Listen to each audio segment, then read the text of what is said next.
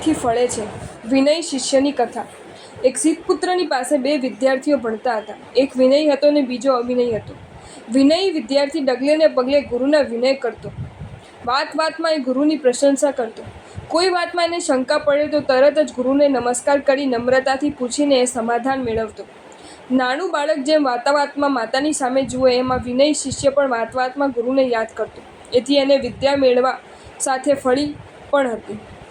બીજો શિષ્ય અવિનય હતો. તે પોતાને બહુ બુદ્ધિમાન ગણતો હતો. ગુરુને નમવામાં એ પોતાની નાનમ સમજતો. કોઈ વાતમાં એને શંકા પડે ત્યારે પણ ગુરુને પૂછવા જતો નહીં.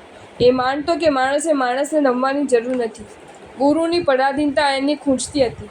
એ અવિનય હોવા ઉપરાંત ઉદ્ધત પણ હતો. તેથી ગુરુની સામે બોલતા પણ એ શરમાતો નહીં. પણ ગુરુ તો ઉદાર દિલ હતા. એથી તેઓ બંને શિષ્યોને પક્ષપાત વિના સમાન ભાવે વિદ્યા આપતા. પણ વિનયના પ્રભાવે વિનયને વિદ્યા તરત જ મળતી ને ફળતી. અવિનયને તો મહામહેનતે વિદ્યા મગજમાં ઉતરતી નહોતી, પછી ફળવાની તો વાત જ છે. એકવાર આ બંને શિષ્યોને ગુરુના કાર્ય પ્રસંગે બીજે ગામ જવાનું થયું. માર્ગમાં ધૂળમાં પડેલા મોટા પગલાં જોઈને અવિનય શિષ્યે કહ્યું, આ પગલાં હાથીના જ જણાય છે. આવા મોટા પગલાં હાથી સિવાય કોઈ બીજાના હોય નહીં. વિનય શિષ્યે તે પગલાંનું બારીકાઈથી નિરીક્ષણ કરીને થોડી વાર પછી કહ્યું, આ પગલાં હાથીના નહીં પણ હાથણીના છે. વળી એ હાથણી ડાબી આંખે કાણી પણ છે. લાલ રંગની સાડી પહેરેલી કોઈ સૌભાગ્યવતી રાજા રાણી એના પર બેસીને પસાર થઈ છે. એ રાણી ગર્ભવતી છે. એના પેટમાં રહેલું બાળક પુત્રી નહીં પણ પુત્ર છે અને એનો જન્મ પણ આજકાલમાં જ થનાર છે.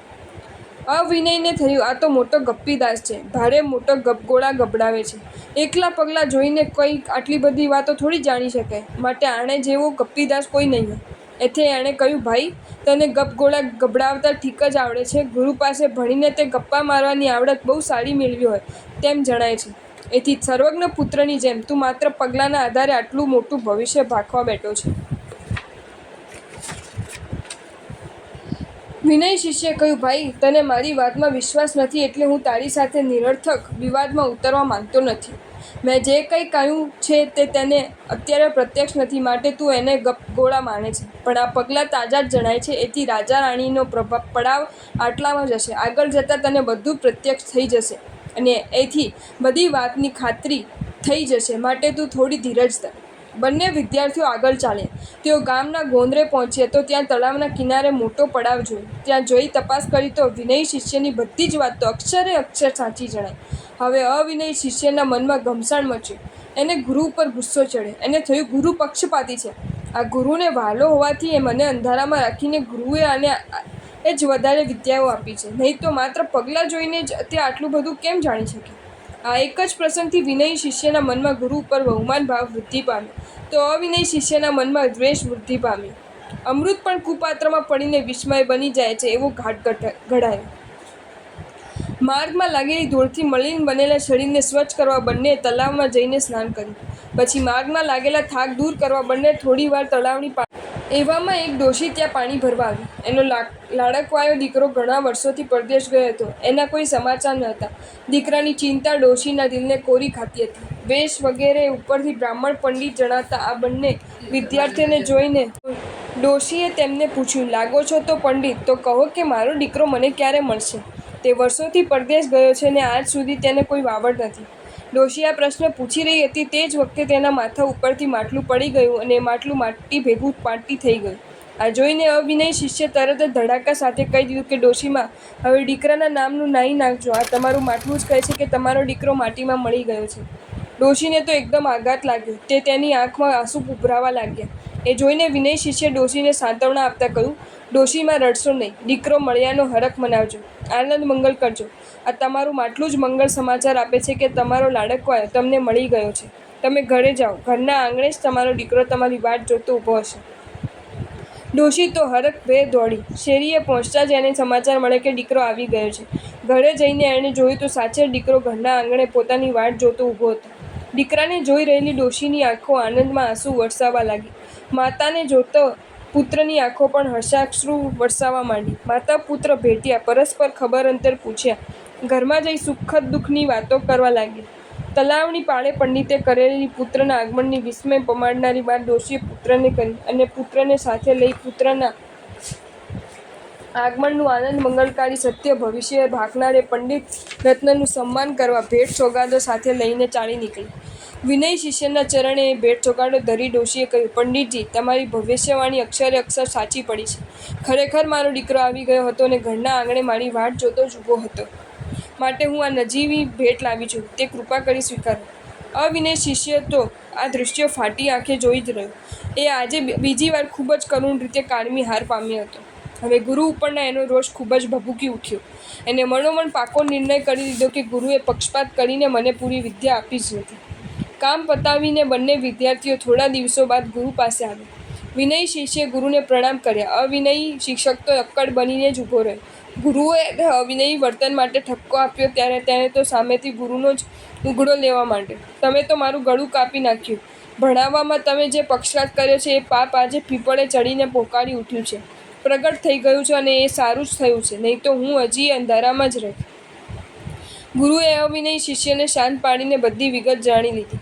પછી વિનય શિષ્યને કહ્યું કે તે આવું ભવિષ્ય કઈ બુદ્ધિથી ભાખ્યું એનો ખુલાસો કરી દે, જેથી આની શંકા દૂર થઈ જાય.